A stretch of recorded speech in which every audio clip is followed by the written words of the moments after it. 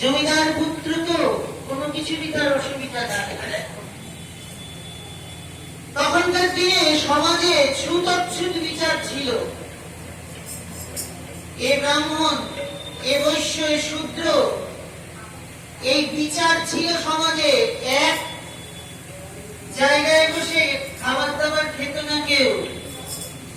কিন্তু নিত্যানন্দ প্রভু 509 বছর আগে ওই সুরধনী তটে পানিহাটিতে এই দণ্ড মহোৎসবের দিনে